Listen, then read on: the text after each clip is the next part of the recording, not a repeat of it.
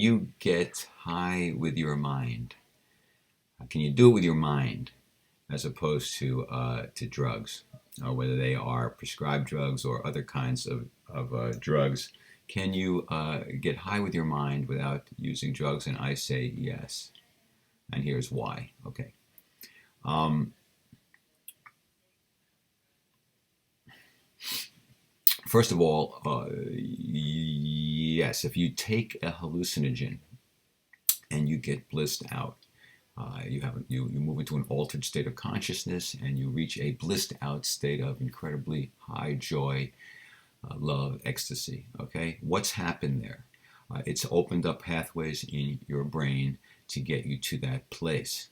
Okay, the pathways are in the brain already, right? So the drug just opened up those pathways, but they're there already. Okay, so the premise is if the pathways are there already, can you, bridge the gap and get to that blissed out state with your mind as opposed to using the drug? So now, so I say you can, you should be able to, it should be possible.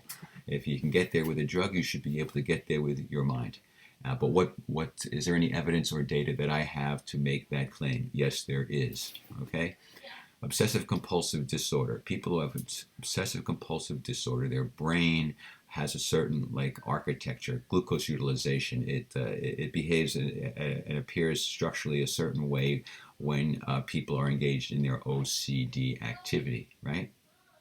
Now, when you give them one of these SSRIs, for example, antidepressant / anti-anxiety medicine like Zoloft or Prozac or Paxil, what happens is the OCD symptoms go away, lessen and or go away, and the brain changes. The structure of the brain, the architecture of the brain changes because the chemistry has opened up pathways to get the brain to change. And once the brain has changed, you now have a non-OCD brain.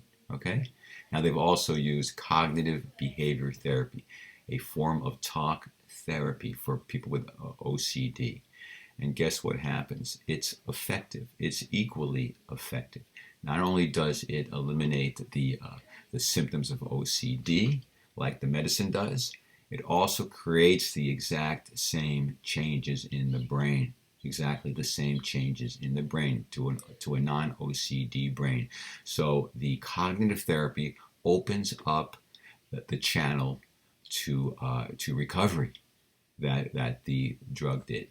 Consequently, going back to the original example, your mind, with certain tools or techniques, should be able to bridge the gap that the hallucinogen opened up in order for you and anybody, to reach an enlightened, blissful, highly joyous, ecstatic state.